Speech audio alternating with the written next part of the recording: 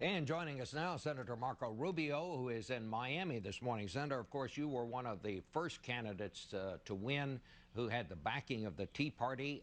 You are not part of the Tea Party caucus in Washington, but you do know the thinking of a lot of people on that side of the street. I want to ask you, do you take seriously these dire warnings that the administration is putting out about what will happen if we don't make this deadline August 2nd?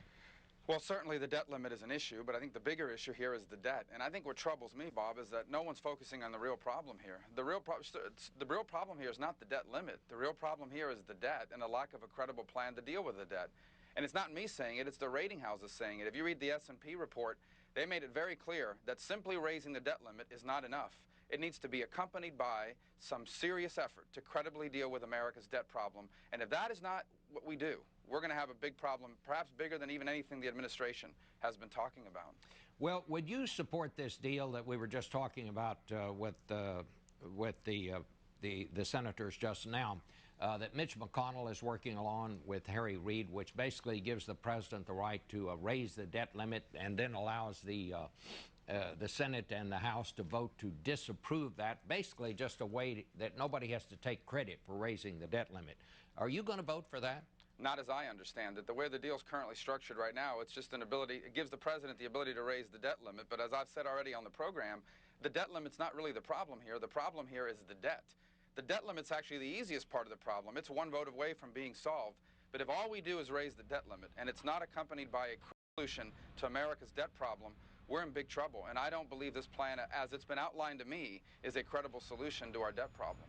You have been very, very tough on President Obama, and especially lately. Last week, you actually accused him of bringing the government to the brink of default on purpose. Here's how you put it on Sean Hannity's broadcast on Fox. This is not a surprise. This didn't sneak up on us in the last couple of weeks here. We've known about this since the day I got to Washington. I've been talking about it.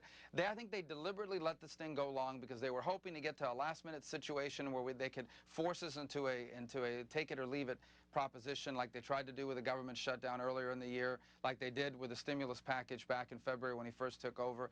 The reality of it is that none of these policy prescriptions the president has written has worked. Every aspect of life in America today is worse than it was when he took over. Unemployment is higher, interest rates, everything is worse. Do you really mean all of that literally, Senator, that everything in America is worse? And I take it that it's all Barack Obama's fault? Well, first of all, every president has to be judged by the times in which he lives. This president's now been in charge for 2.5 years. Okay, he has increased federal spending by 28%. Washington went along with his prescription for joblessness, which was the stimulus package, and unemployment is higher than it was when he took over, significantly higher. In fact, we have not had unemployment this high for this long since the Great Depression, with no signs of it getting better. Over 20 million Americans today, as they watch this program, are either unemployed or underemployed. And none of the things he said we need to do in order to turn that around have worked. As far as waiting long to deal with this, here are the facts. I came into Washington in January. We already knew this debt limit issue was upon us. Nothing happened during the State of the Union. He proposed a budget that was so ludicrous that not even the Democrats in the Senate would vote for it. A budget that increased the debt, not solved it. Months went by, weeks went by, and up until very the president was completely disengaged from this debt limit debate. And I do think that in the context of politics, there was a strategy to leave this to the last possible moment so that there would be a take-it-or-leave-it scenario like what some are painting right now. And I repeat, this is not a game. This is a very serious issue. People watching at home, they don't care who's going to win this debt limit debate. They want to know how come they can't find a job. And the answer is because until America has a credible solution to its debt problem, people will be afraid to invest in America's economy and create jobs here at home. Well, aren't you going to have to concede, though, Senator, that maybe the previous administration might have had a little something to do with the bad economy that the president inherited when he came into office? I mean, and the other part is when you say... So when does it start getting better, Bob? But, well, let me just ask you this. You keep saying that, this is a surprise to everybody. I mean, the Treasury Secretary has been warning for months that we needed to do something about this. I'm not sure that's factually correct for you to where's say the president's plan? He surprised everybody. All right, so where's the president's plan? I've never seen a piece of paper with the president's name on it that's his plan to solve this problem. I've seen press conferences. I've seen lectures that he's given to the Congress. I've seen these press avails where the camera comes in and takes a bunch of pictures. I haven't seen a plan. Where is the president's plan? Well, where are the concessions that the Republicans are willing to make? I heard the president just this week saying, yeah, he'd be willing to talk about means testing for people on Medicare. I don't hear any concessions from people on the other side. They just say no taxes, and that's their negotiating Well, I don't think posture. that's an accurate reflection. I can only speak for myself. I come from a state that has a massive number of retirees, and I've stood before cameras like this and made it very clear that if we don't do something to save Medicare and Social Security, they will bankrupt themselves and bankrupt our country, that those programs are unsustainable as they're currently structured, that we're going to lose those programs unless we do something to deal with it.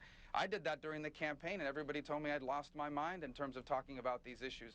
So I think, as far as I'm concerned, and many like me, we have stepped up and talked about some of these that face America.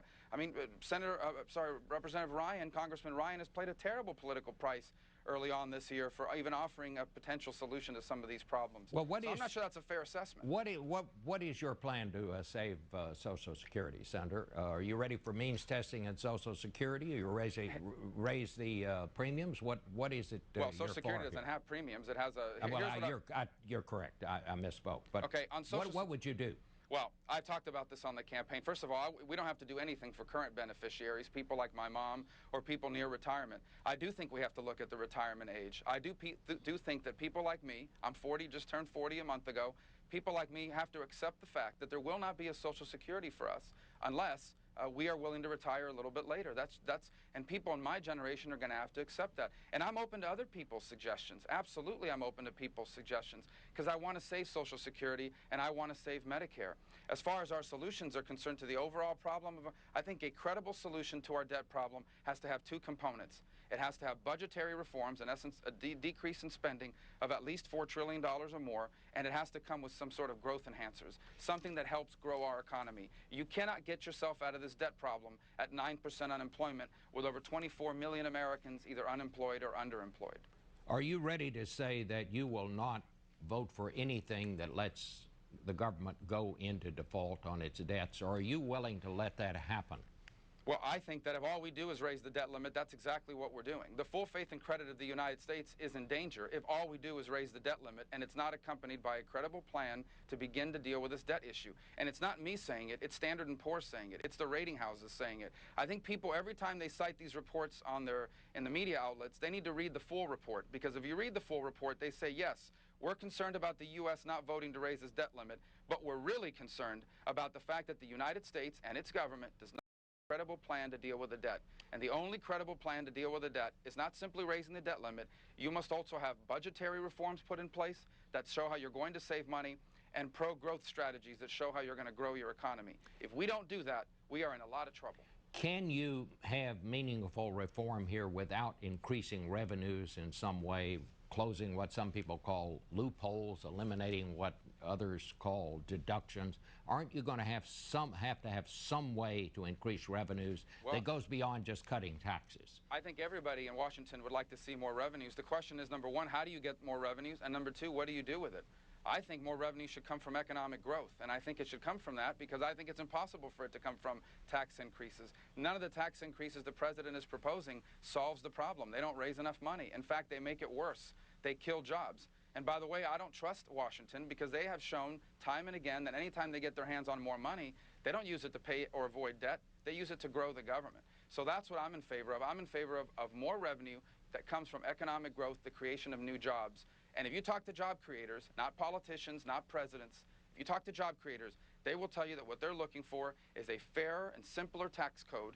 So I do support tax reform, and I think there is a lot of support for tax reform in Washington.